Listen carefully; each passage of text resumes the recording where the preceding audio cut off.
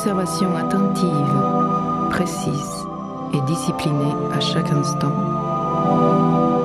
a permis aux maîtres d'arts martiaux internes, depuis des millénaires, de rentrer en lien avec les mouvements internes du corps, faisant émerger la fluidité et la souplesse de chaque geste.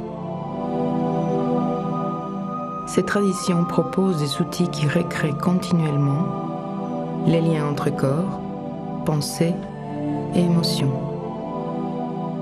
Des outils tels que des exercices corporels, posturaux et respiratoires. La pratique de ces exercices favorise l'exécution des gestes avec un maximum d'efficacité et un minimum d'effort. De plus, ces disciplines amènent les pratiquants à être plus présents en eux-mêmes, à rejoindre la quiétude et le calme, et ainsi à mieux gérer leurs émotions. Ces exercices semblent particulièrement appropriés pour réduire les effets négatifs du stress, tels que les perturbations posturales et leurs conséquences pathogènes, mal de dos chronique.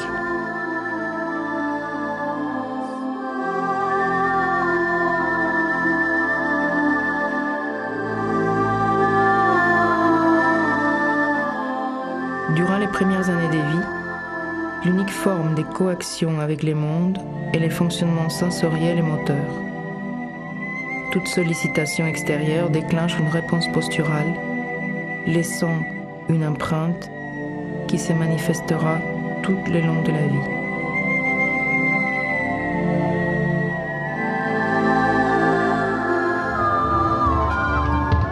Par la suite, ce fonctionnement créera des réponses habituelles et mécaniques qui deviendront moins conscientes, voire inconscientes. Ainsi, en absence de mouvement et ou lors de l'exécution des mouvements simples de la vie quotidienne, certaines parties du corps sont sollicitées inutilement, générant des tensions. La posture se dégrade et par conséquent la santé physique et mentale.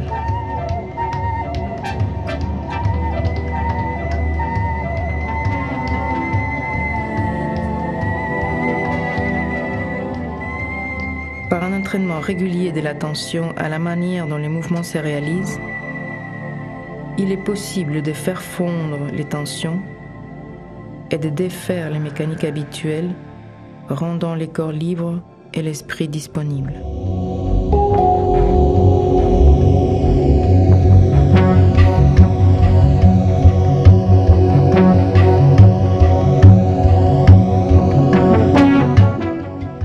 Selon les maîtres des arts martiaux, l'équilibre physique et émotionnel résulte d'un ajustement permanent entre deux forces opposées et complémentaires, yin-yang. Appliqués au mouvement, ces concepts font référence entre autres aux directions haut, bas, avant, arrière.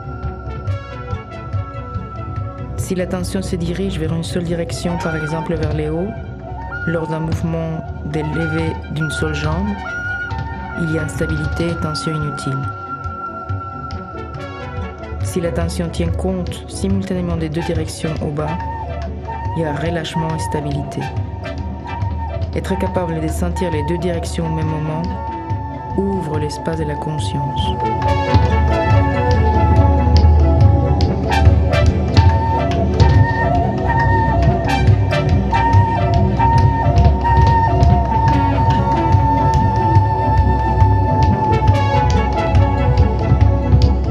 L'essentiel de la pratique consiste en la réalisation de postures et mouvements précis et lents, l'exercice d'une attention fine, d'une sensorialité active qui rejoint les mouvements internes du corps jusqu'à faire fondre les tensions et trouver un confort total dans la posture.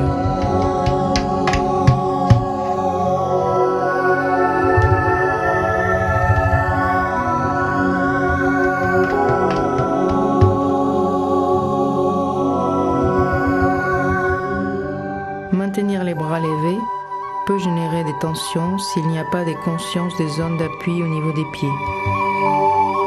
Une fois les poids relâchés et la colonne étirée, il est possible de rester longtemps et confortable dans la posture. Les sensations sont semblables à celles éprouvées en apesanteur.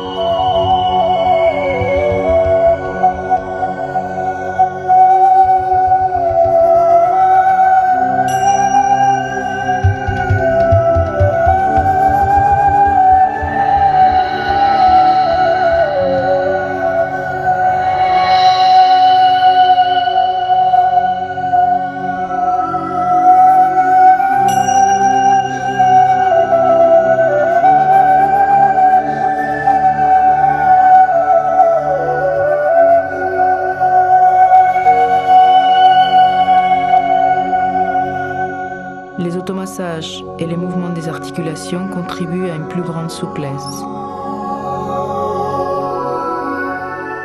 Si pendant l'exécution d'un massage des poignets et d'un mouvement d'articulation cervicale, la conscience de la globalité du geste est mise en œuvre, les tensions inutiles dans les épaules peuvent par exemple s'effacer.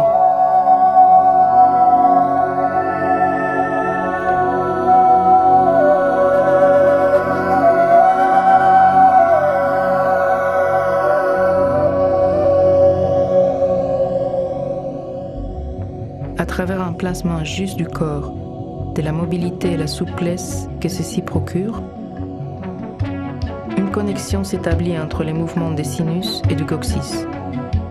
Il est possible par la suite de travailler en apnée, soit en phase d'inspiration ou expiration, et d'élargir ainsi les capacités respiratoires.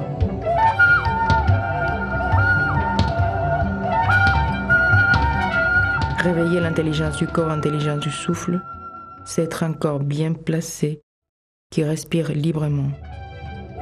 C'est renforcer les capitales santé.